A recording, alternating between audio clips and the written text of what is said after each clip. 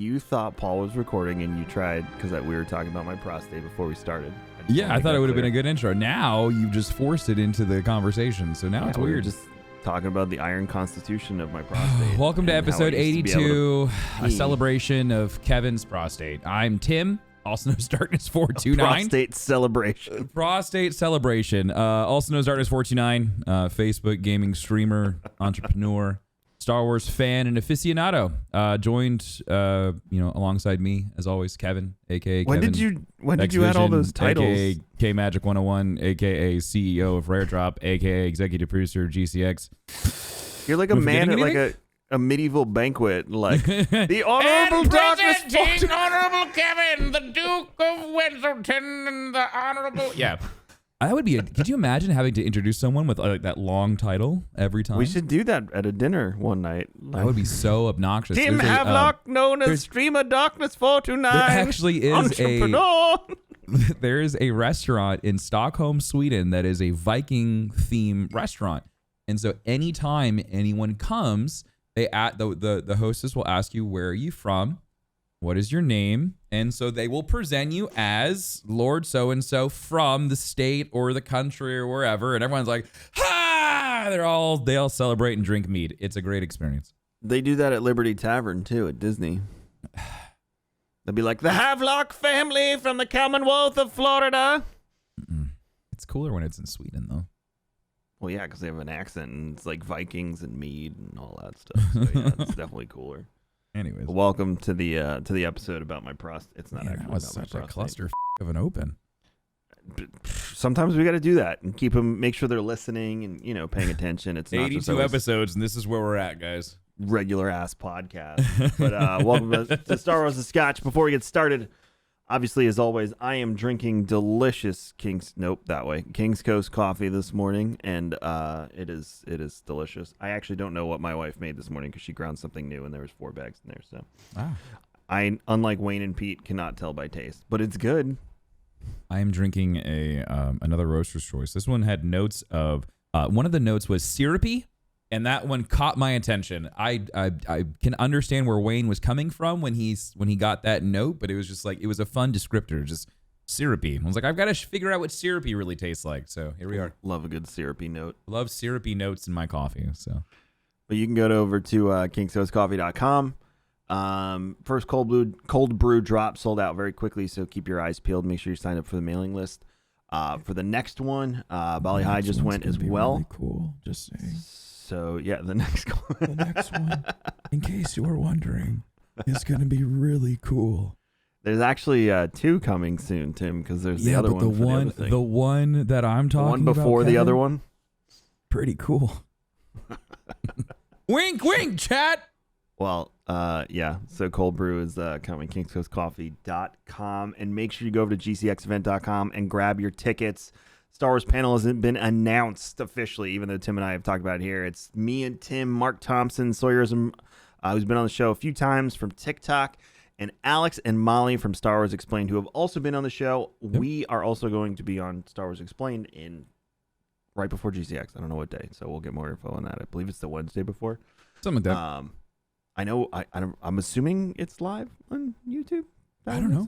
I don't know. We'll figure it out. I was talking to Molly yesterday, so I'll ask her. Yeah, so gcxevent.com. Come hang out for the Star Wars panel. If you can't, you'll still be able to catch it at home. Don't worry. We will be streaming everything just like we always do. But yeah, we would love to have you in person hanging out. A lot of the broadcasters that'll be there are being announced. Some of the partners, floor plan will be out in the next few weeks, so you can see all the vendors. We actually, ironically, have more vendors than we've ever had. It's a good problem to have. Yeah, it's in a head count. We have more vendors than we have ever had, so that's exciting. And there's more every day, but Randy's cutting me off next week from adding more to the floor.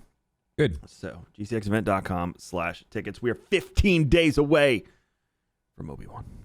Kevin, you were talking about GCX and just said 15 days. I'm like, till what? There's no way. No, we're exactly a month away from GCX. Yeah, we're a month out. Oh, literally 1 month. 15 days. Yeah, 15 days. We're 2 weeks out from Obi-Wan. We actually had an internal meeting last night, about Celebration and Obi-Wan and everything we need to do for Star Wars and Scotch. That's how seriously we take this. Yeah, no, this one's going to be really good. I mean, like I was talking to Amy about this the other day. I was like, for some reason, our coverage of the shows on Disney Plus, just people love to hear our reactions, and they just it always does really, really well for us.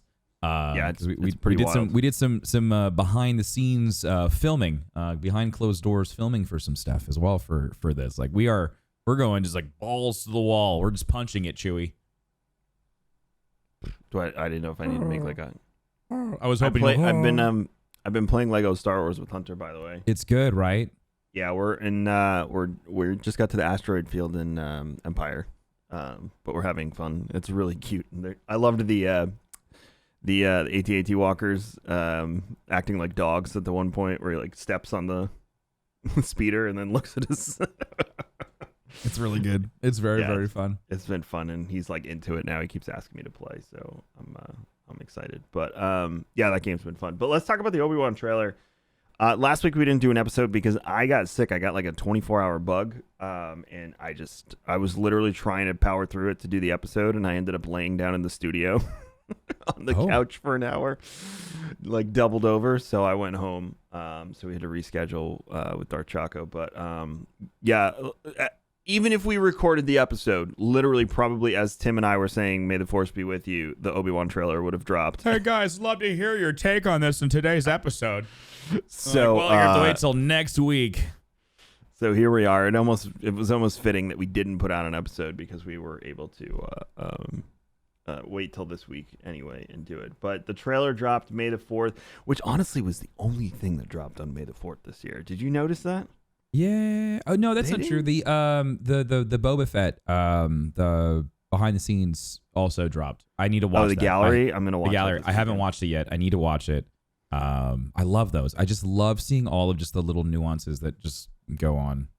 I always get inspired after the gallery stuff to like really push to bring to life some of the stuff that we've storyboarded and screwed with, and want to do on our own. It's just, GCX season makes it difficult to be creative. So hopefully next year. It's also really cool when you have Mickey Mouse money. Yeah, it helps. Like you really get to do some cool stuff when you've got Mickey Mouse money. I mean, we'll talk about Doctor Strange a little bit later, but seeing Doctor Strange 2, it really makes you realize the investment they made into things like Star Wars and Marvel and what they're getting out of it. Sure. The fact that Marvel Studios sits on its own as its own studio, and they have Lucas, which sits on its own as its own production company. They work with ILM too, but it's pretty amazing. Marvel to me is probably one of the greatest stories ever told across so many different movies and mediums, and then Star Wars, obviously, through so many different pieces of media, piecing a story together almost, like a puzzle as we go along. But yeah, this trailer dropped on May the 4th, literally like 9 a.m. Yeah, there's no way that we would have been wrapping up. Yeah. Nothing too groundbreaking. Some of the scenes we've seen already, characters we've seen already. I would say that the line from Uncle Owen that became a meme this week of just like his father was pretty brutal. Yeah, I think you're right. This trailer didn't like do anything crazy. I think all it did is it set the gravitas of how important this show is going to be with continuing that story arc of Anakin Skywalker and telling it through the Obi-Wan lens, because that last part when Anakin's getting all suited up, and that's the scene that he talked about when he was like, holy shit, that's Darth Vader. Yeah. That's the scene where Vader's behind him and he has to turn around. And so I'm thinking, so that right there, he gets captured by the Inquisitors at some point. They know not to kill him. They bring him to Darth Vader. So that he's in that prison that we go to in Jedi Fallen Order. I think so. I think they take him to the Inquisitorial base before it's destroyed, because we've seen that in Fallen Order, but Cal Kestis destroys that 5 years. Hold on. Sorry. Oh, that's 5 years before. So that's a new base that they rebuilt. Sorry. Because Cal Kestis takes place 5 years after Episode 3. Yeah, and the base takes place 5 years after. The base wasn't Fallen destroyed. Order. That's easily. It was explained. it was like partially destroyed, and then they rebuilt. It's Fortress Inquisitorius is what it's yeah, called. and then what planet is it on? I always forget. I mean, they say it in the game. Why doesn't it say it here? Wikipedia doesn't say it. I'm skipping around. Fortress. Waiting for production to just be like, it's this. Oh, he's gonna beat me to it. Watch. Fortress Inquisitorius was a heavily armed underwater stronghold located on the moon Nur. Nur. Take them to the planet Nur. You know, it's just like You it just sounds like what's his name from Buzz Lightyear? Evil Emperor Zerg. When you do. Buzz Lightyear.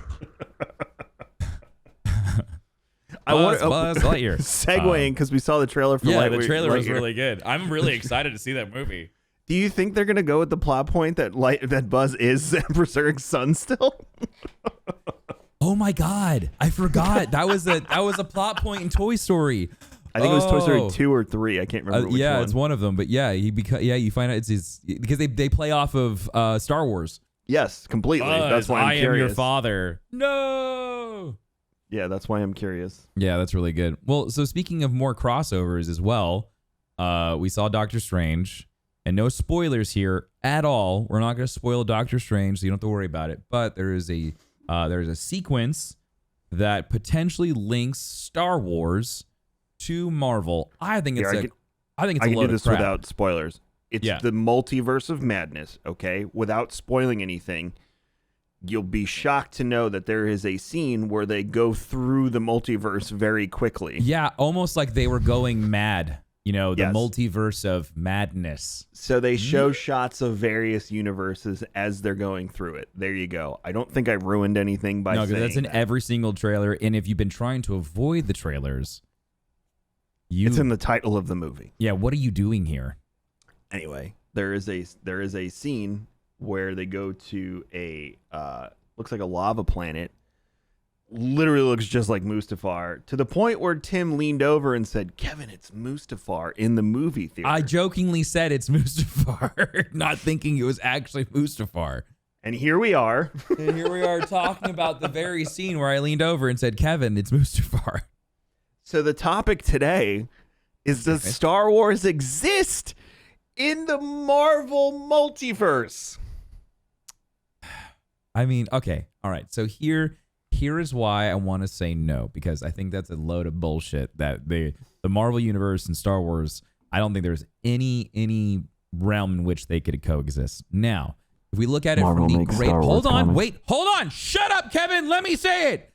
As far as the Disney metaverse, the entire thing they're trying to build, where you, the viewer, you, the consumer, you, the customer, are able to transcend different IPs within the Disney universe, is why this is possible, and why Kevin's saying that Marvel makes the Star Wars comic books. It's because they want to be able for you to go back and forth with your character, to go see Captain America and then go to Mustafar and see Anakin. And so for all of that to exist, it all has to exist together.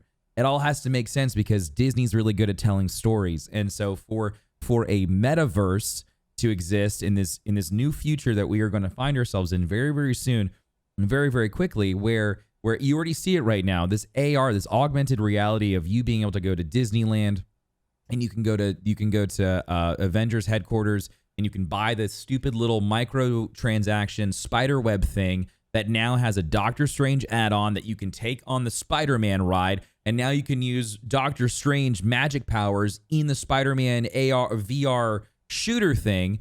Like, that's the beginning of this. Like, what's not to say that you'll be able to take a lightsaber, into another ride, and it can go into a Marvel ride, and it all crosses Can I be over. super nerdy for 1 second? Sure, Before go you for it. When you talk about the Doctor Strange thing in the Spider-Man ride, the thing that bothers me is that you're just going to probably have to hit a button or go like this instead of having to be like... Oh, yeah, no, I've watched the video. You literally just... It's because all the blaster is that they're just shooting web. So when they're doing it, they're just putting their hand up and just going... Yeah, so I'm gonna put gatekeeping nerd hat on right now and be like, that just goes against the entire lore sequence of the ability to cast. They don't care. They got Doctor you to Strange's buy powers. a $30 web blaster with a $20 add-on. They don't care if it's lore appropriate. Tim, I'm just saying, from the lore appropriate standpoint, it just does not jive with You know me what's very funny well. is that guy right there is gonna buy it. He's gonna be pissed off about it, and he's still gonna buy it.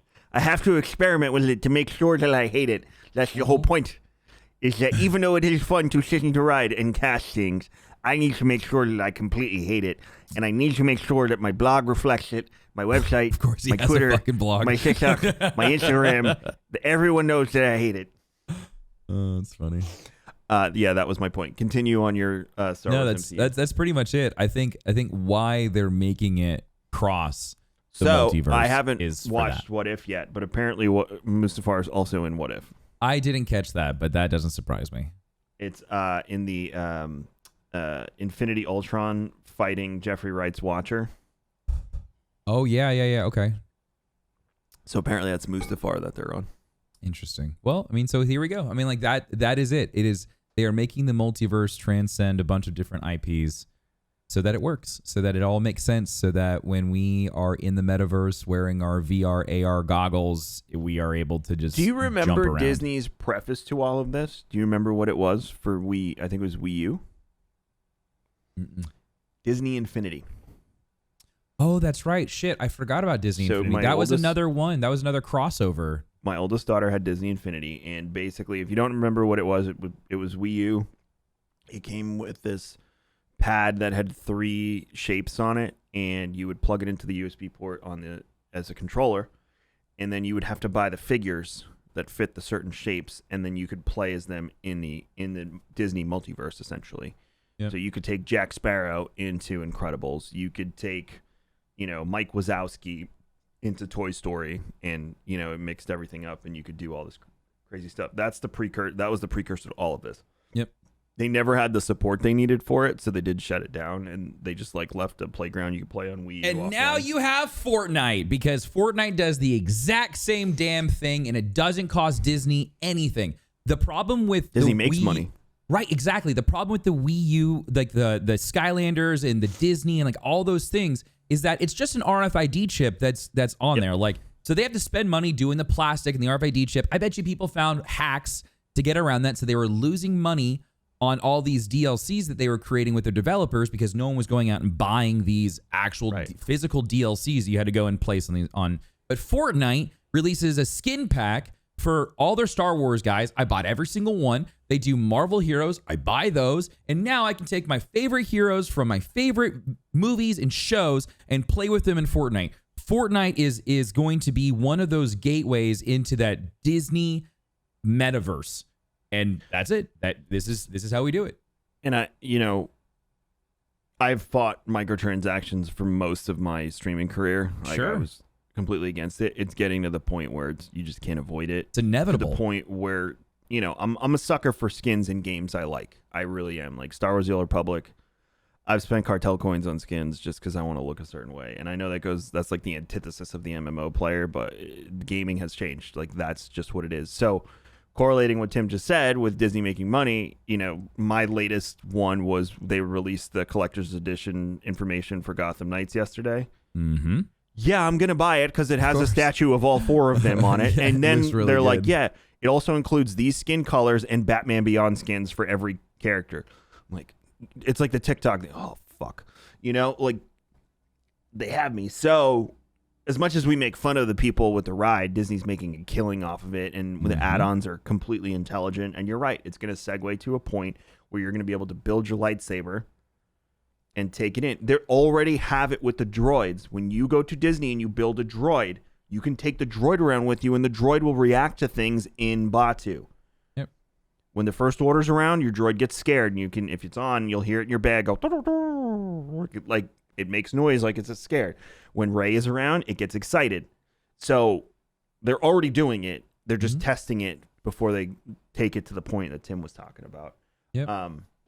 Back to the multiverse, though.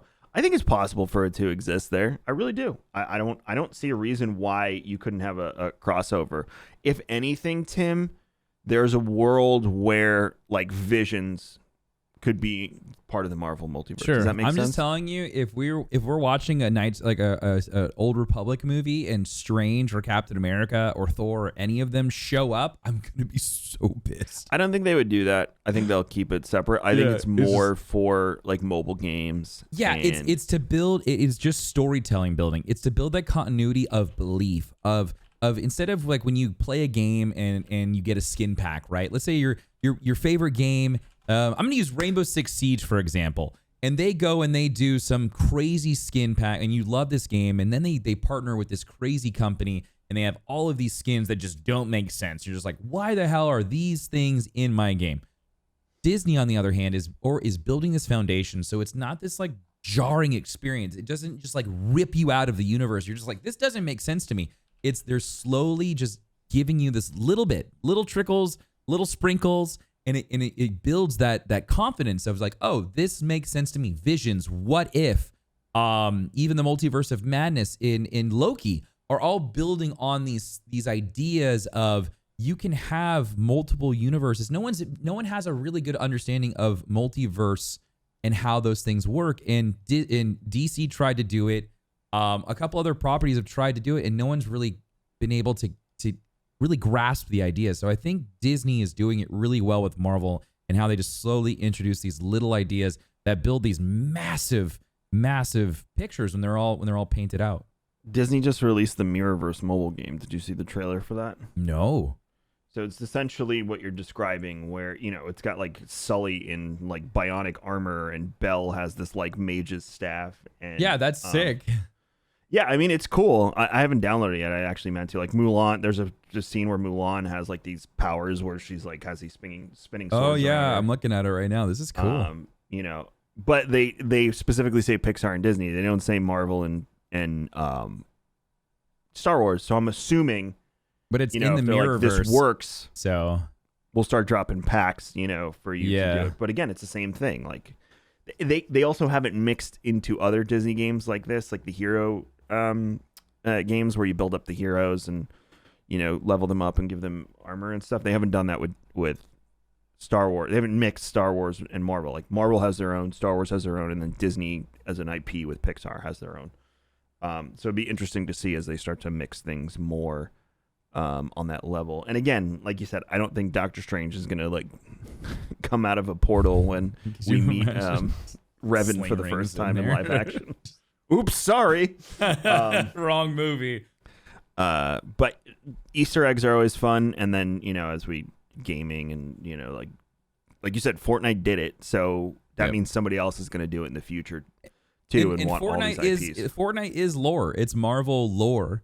And the way they do that is by showing Thor playing Fortnite in the last one they killed the last Endgame. So. Fat Thor playing Fortnite was it was great, but I mean, like, so that's how you tie it all together, and then you go down the rabbit hole of like, okay, so if Fortnite is lore to Marvel, and if DC skins are in Fortnite, that means the Marvel DC multiverse is 100% a real thing. So the idea of a crossover could totally happen. I still maintain that Disney will buy DC before 2027. I said within 5 years. Before 2027, Disney will buy DC. Watch. I mean, it would DC is in financial trouble right now. They can't get their movies off the ground. The Batman did very well. Yeah. And they're going to build a universe around Batman, but you don't think they want to capitalize on the rest of the roster?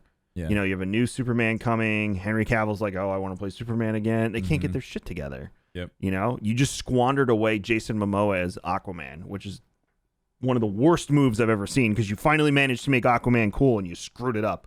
Yeah. So Disney, I guarantee you Disney will buy DC before 2027. Somebody needs to. Warner Brothers screwing themselves. Oh, yeah. Rough. No, Disney will buy it, and then they're going to have some similar deal like they have with Marvel and Universal with all of the Six Flags parks, because the Six Flags parks all have DC characters. Yeah. But man, can you imagine going out to Avengers Campus next to the Hall of Justice? That would be so cool.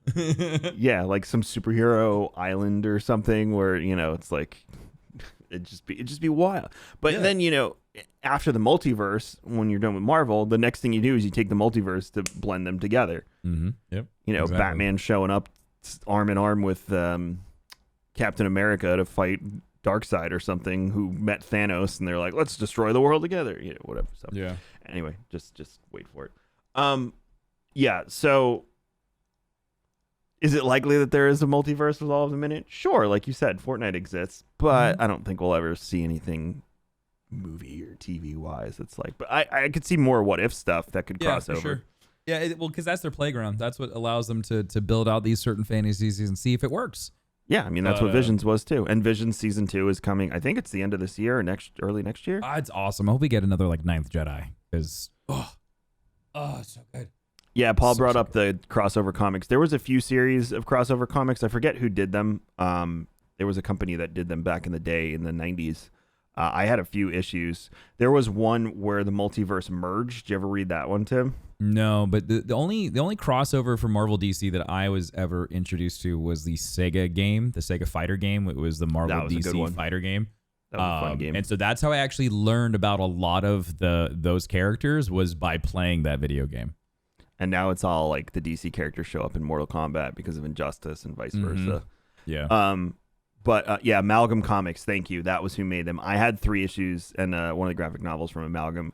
If you can get your hands on them, Tim, it's actually a really good read because what happens is something happens to the multiverse and they actually like smash into each other. Okay. So like Wolverine and Batman is one person. Oh, I have seen pictures of this. And Superman and Captain America is one person. And the Joker, I forget who the Joker, I think it might have been the Joker and Sabretooth or something is one person. Oh, gross. Yeah, it's pretty cool stuff. And just the images are well drawn and fun. It was the 90s at some point that it came out. 90s comics were like on a whole different level. Oh my God, they were the best. What's funny is too is like that was the beginning of them starting to lose money as well. Yeah. That's when because Marvel's been making Star Wars comics since what, the 80s? See, I didn't know that.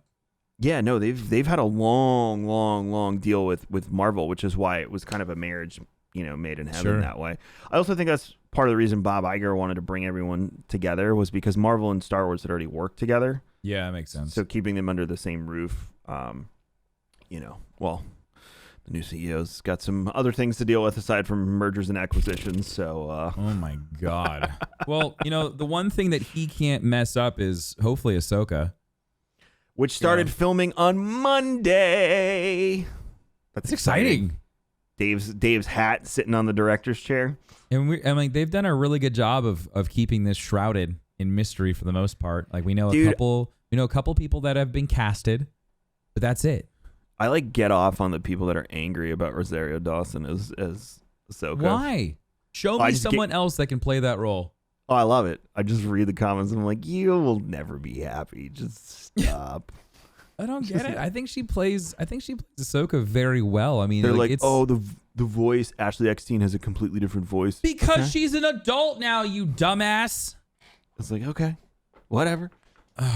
That's so okay. So she's a teenager in Clone Wars, and she's a little bit older in Rebels. At this point, she's a lot older, like 20 years older. Your voice gets deeper. I mean, we had a whole different Han Solo. Somebody's got to take over for Darth Vader when James Earl Jones decides to leave us. I hope he never does, but he will. I mean, he's going to go to a galaxy far, far away, and that's okay. Yeah. It's like, it's just, if you want things to keep progressing, then we need to move forward. But I have a feeling people don't want things to keep progressing. What's cool, though, about some of these roles is that they could just forever just digitize them. We were seeing it like now. Tarkin. Yeah, I mean, like we've seen it with Tarkin, we've seen it with Leia. We see a lot now on TikTok on how easy it is for people to deep fake and get voice to sound very damn close to the actual person. So the idea of actually losing these people, and being able to keep them alive as these roles is very interesting. It's a weird thought to think that we can really truly immortalize people digitally now. What's crazy is eventually you'll be able to make a whole movie like that. Like you won't need. Dude, look at Unreal 5. People are making video games by themselves. And these beautiful, Subway and they don't need nuts. like a 100-person team for level design. It's just one person with a paintbrush. It's nuts. Yeah, I mean, we've looked into that for a while to produce short form and see what we can do. with that. So if we can, how many other people can? It's production is changing drastically. COVID forced a lot of it along. So from being able to make movies and shorts and TV shows with smaller studios, being able to film on location, off location, using things like the volume, like production has completely. Tim and I were watching Multiverse of Madness, and I was like, "Oh, Tim, they did that on the volume." Like you could see, if you have the eye for it, you've been in front of it, and you've paid attention to other shows that use it, you can tell the difference. But not to the point where you're like ruining your immersion or anything. You can just be like, "Oh, that's a volume shot." Yeah, but that's the thing though, is like what you're looking at, so it kind of does take away from the mystery just a little bit, because you're looking for the imperfections in the scene. You're looking for the seam, or like. How did they hide it with this what's the real object that they're using to hide the fake? So it's like it's a cool lens to look at movies through once you've seen how they've you've actually physically seen the technology that they go to use to make these films. Yeah, it's pretty incredible. And the whole thing is changing, so it's exciting to see the shift to that as we move forward. But we were talking about, real quick, Kevin, we were talking about immortalizing people and people leaving, but Ian McDermott is not gone. He's not gone. Kevin had a quick, oh my God moment, because he was on Twitter and someone just said it was like one of those like, Ian McDermott is still fine, or he's still alive, or he's good, or whatever. And Kevin thought that he died. I was like, no, not our emperor. He is apparently, this is a quote from him, there's a certain show coming soon, said right around the time I may have considered to be very active. Whether or not you see my physical... anyway. I can only hold that up for so long. Play it again. I cannot comment on, but you will certainly feel my presence. That screams Obi-Wan to me. Yeah, so this makes sense. People are saying or. I'm like... So that he can be in both. So in Kenobi makes sense. Oh, well, so the idea of them going to a shot of the Emperor to set the tone for a certain scene would make sense to me. So in Andor is going to be about he's going to be the 007 or the MI6. He's going to be that secret agent, Andor's FBI kind of guy. Andor's going to be ISB, the Moffs. All of that stuff. So Moff Gideon could be an Andor. Like, there's way more chance to see people like that. The Emperor is always used in reference to Force users and the Force. It also, he's going to be used as this is what's going on. He's one of those characters that is so shrouded in mystery, and he doesn't have a lot of screen time. So for them to give him more of what was the Emperor doing when the Senate was dissolved? What was the leadership looking like? I would love to see I would love to see a scene of Coruscant with Palpatine in his throne room doing whatever. I would love to see that. Obi-Wan makes a lot of sense. Him communicating with Vader, or having a scene where Vader's meditating with the Emperor, or even if the Emperor just whispers, it's going to be his voice. Betray you by something like that. If he's just telecommunicating with him via the Force, makes perfect sense. I think him getting some screen time on Andor would be super cool, though. I just don't think it makes sense. I want Obi-Wan to show us how annoyed Anakin is with the Emperor at this point. Yeah. So, we already know based off of the Vader comics, right? That's what I want them to tap into. It's not that he's annoyed; he's really, really pissed off because the Emperor wanted to use Padme as a weapon, and you learn this in the Vader comics. So he ends up weaponizing Padme to target Anakin's weakness, which was his passion, his love, and so he starts going on this terrible path. He gets to when he turns into Vader. Everything's good. The Emperor's happy. What happens next is what goes on in the Vader comics where Anakin, you also see it in Vader Immortal, the VR game. It's this Vader is on this now path to resurrect Padme, to bring things back to the way that he wants them to be. The Emperor, when Vader comes back from finding Padme's tomb and figuring out people who are involved and all those things, when he was done going on his grand adventure to kill everybody, he comes back to the Emperor, and the Emperor says, you have become weak. Your passion has made you soft, and now we have to start again. So he just like, he force lightnings him in the throne room. His Imperial guards come in and they start electrocuting him with their staffs.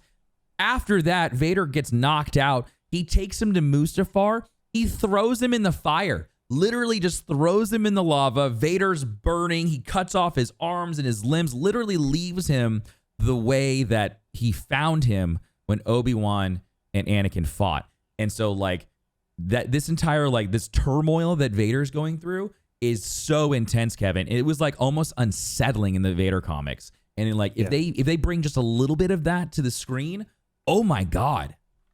Yeah, that's what I want is if Lucas's goal is to make Vader into this, you know, I don't want to say anti-hero because I don't want to go that, but this, he is an anti-hero. Justifiable anger, even though he's done some terrible and horrible things. I'll go that far. I'm not going to use the word hero in reference to Vader. He's done too much. I think but I think with an anti-hero, they always end up being a little more chaotic neutral or a little more like bad. Hulk is an anti-hero to me. No, I don't think so. Carnage, Venom is an anti-hero. Venom is an anti-hero. Venom is an anti-hero. That's why I think like Vader, yes, he's done bad things, but it's always been like in the Vader comics too, like him going through this like entire idea of like having a kid and letting him down and letting himself down and letting Padme down, like all these things, like he feels real emotion and he's upset and he's angry and he's confused and he's still trying to do the right thing. What he thinks is right. This entire conquest of like trying to kill the Emperor and like fix things, like he is trying to fix things. He's trying to do things that he's trying to do what he feels like is the right way. And so like that's why I feel like they're doing a really good job of setting him up to be an anti-hero. They've even said in the comics they're trying to position him as an anti-hero. They want that new Vader to not just be like this slave to the Emperor, his guard dog. They want Vader to have a real character to him. It's more so than just this Frankenstein's monster that you get on screen. I wonder about the word anti-hero because like the Joker movie tried to make Joker an anti-hero. I was like, no, you can't. That's nope. And then Peacemaker show is trying to make Peacemaker an anti-hero, and you're like, I think if you continuously look at Vader as a bad guy, you miss a lot of what is trying to be told in this story. Because Vader isn't the bad guy. The Emperor's the bad guy. He is tormented 100%. He is continuously tormented, not just by the Emperor, but by the loss of his loved one. Is Baron Zemo an anti-hero? Is Hondo Onaka an anti-hero? Yes. Yeah, I agree with that. Yes, 100%. Can Darth Maul be considered an anti-hero? No, I would say he is a bad guy. 100%. Well, no, he is 100% a bad guy. He is. Kevin, he took over a planet. Complex. He took over a planet. He did, but he's also complex. And what was his end goal? It's exactly what he says. To kill Obi-Wan. But he says to Obi-Wan, right when he dies, there was something more important than that. Is he the chosen one? Yeah, that was it. That's all he wanted to know. He wanted to go to his grave knowing that the Emperor was going to fall. But why did he want the Emperor to fall? Because the Emperor had wronged him.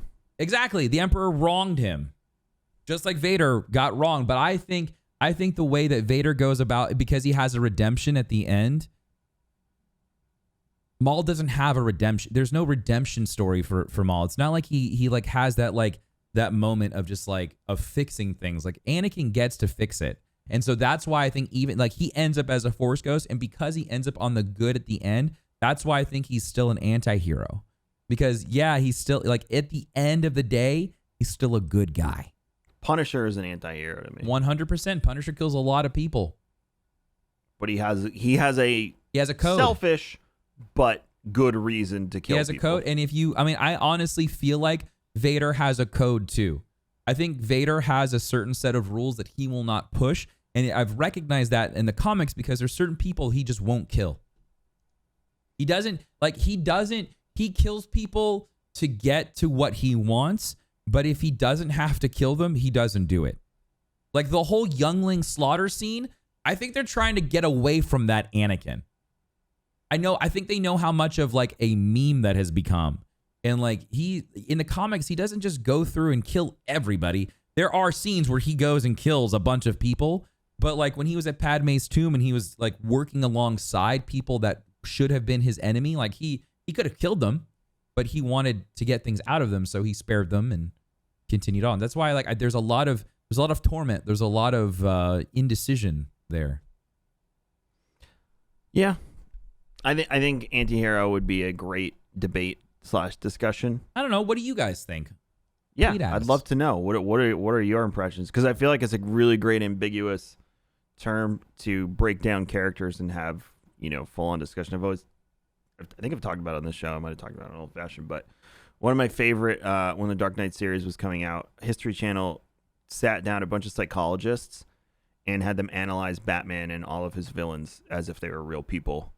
Oh, that's and really good. You could tell some of them were like, this is the moment they had trained and studied for their entire that's career. Was for someone to ask them this question. So they go through all the villains, they make all the correlations to Riddler and the Zodiac Killer. And then they get the Joker and they talk about how it's yin to yang, heads and tails, the opposite, reaction to reaction, action to reaction, I should say. And, I would love to dive deeper into this discussion, not today. Yeah. Of Vader as an anti-hero and compare and contrast to other so-called anti-heroes. But we would love to know what you all think.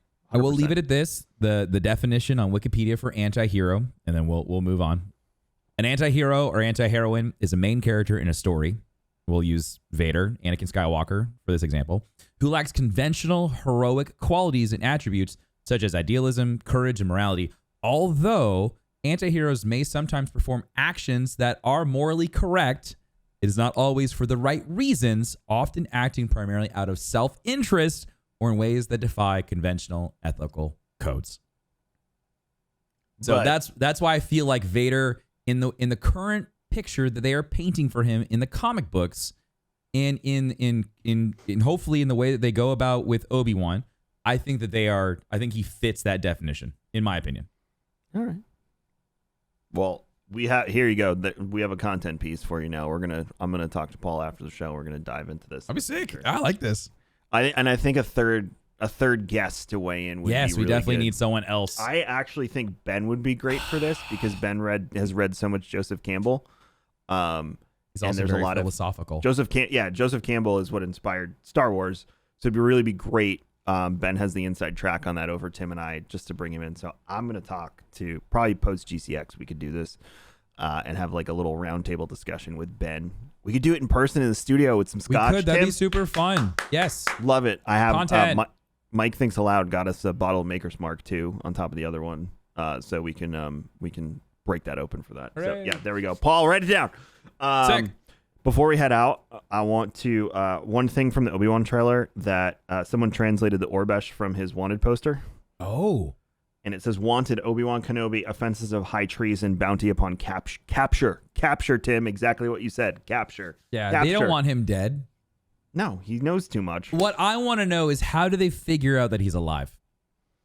I'm sure they'll give us that in the story. So the only thing I can think of is that the transmission that Obi-Wan was transmitting to all Jedi, it got intercepted. Anakin maybe Intercepted. No body. I mean, they thought. I mean, like they all assumed that he fell and died. So I mean, I guess you're right. Maybe they went dredging for it and they just couldn't find him. But I mean, Padme's ship leaves Mustafar. They don't know who's on it. did they see it leave though? No, but I'm The sure only the sensors person can that track knew it. that Obi-Wan was on that planet was Anakin. So I guess he so just he's gonna tell assumed the that he's Emperor. still alive after that fight. He walked away. He beat me. Good. I never really thought about, and this is the whole thing, I never really thought about what happens with Anakin after he gets turned into Vader. Like what does he tell the Emperor? It could also be, what if Bail gets captured? I don't think so because No, because he's in Rogue One. Uh-huh. Yeah, so it's got to be a conversation. What if one of their Vader communications gets captured or intercepted? That's what I think. I think either the one where he's like, "This is Obi-Wan Kenobi. The Jedi Temple has fallen." That transmission when he's like, stay hidden and whatever. I think that gets. I still think Bail's been talking to Obi-Wan during this. I know he says no communication, but I have a feeling that he's been. At minimum, I have a feeling a message. I think they from meet Bail's up. gonna be What like, if that planet that Obi-Wan goes to is the planet that he's been meeting up with Bail Organa? Dayu? Yeah. Yeah, it could be. Or Bail, is like, they're onto you. You need to get off Tatooine and throw them off the scent or something like that. They have intergalactic pigeons. Because we know Yoda's not going to. There will be no Yoda in the show. Yoda has gone dark at this point, and he ain't talking to anybody. Because they need Yoda to go insane a little bit. So they got to give him time to go insane. He doesn't really go insane. He's not all. His faculties are not all there by the time Empire rolls around him. 900 years old. You'll be crazy. You will. Yeah. So, I mean, I don't blame him. Like he's still, he's still Yoda and smart as a whip and in touch with everything. Mine. When you live alone on a swamp planet for a really long time with probably Qui-Gon the only person you're talking to. I don't know who you are. I'm Yoda. I don't know what you want. To die. I still think that Qui-Gon's going to be in the show. I don't care what. I agree with you 100%. He has to be. I think he's throwing us off the scent. Everybody is now. You know what? Everybody's like, I'm not in this and I'm not in that. You know what? I can't believe anybody. Everybody's in everything. I agree. I call bullshit on all of it. Yep. Thank you so much for listening to episode 82 of Star Wars and Scotch. We appreciate you. But we'll be back next week with episode 83. Paul, we have Around the Galaxy next week, right? Yeah, with Pete from Around the Galaxy. So Pete will be joining us. We'll ask him. We can ask him some of these questions. And he has a great podcast too. If you want to go check it out. We should do a lightning round. Darth Vader, anti-hero Fire or not? off. Yes or no? Answer. Hi, nice to meet you. 10 questions, go. Can we hit it with a lightning round as soon as we meet him? God, that'd be... What's your midichlorian count? That'd be a Trick really question. funny TikTok segment, is like walking around Batuu and just walking up to people like Billy on the street does. Billy Eichner. I am going there this weekend. Just walk up to random people. I guess this is like when COVID is a little bit more under control. I could just go. But I could go to cast members and I could ask them, "What's your just walk midichlorian up count?" with your phone, and be like, "Quick, tell me." Dude, I got to do this now. Okay. I'm going to plan some content for the weekend. My wife's going to hate it. Quick, tell me what the difference between these two ships. Anyway, that would actually be a lot of fun. What's the difference between a Chiss and Pintorn? Go! Yes. I am the eyes. Oh, red eyes. That's literally in all of the Throne books. That's all they say is like, "Are you some sort of weird Bantoran?" And he gets so annoyed, Something as like I would that. be. Anyway, thank you so much for listening to episode 82. We'll be back next week with Around the Galaxy for episode 83. Make sure you head over to kingscoastcoffee.com and gcxevent.com/tickets. Star Wars and Scotch will be live from the floor on GCX with Star Wars Explained, Mark Thompson, and Sawyerism. You can check out Tim Darkness429 on Facebook, fb.gg/Darkness429 and Darkness429 everywhere else on the interwebs. Yes. And you can check me out, Kevin X Vision on Twitter and at Rare Drop everywhere else. And if you want to interact with us on Facebook or Twitter, it's at Star Wars Scotch on Twitter and Star Wars and Scotch on Facebook. You have a great week. We'll see you next week, and may the Force be with you. Always?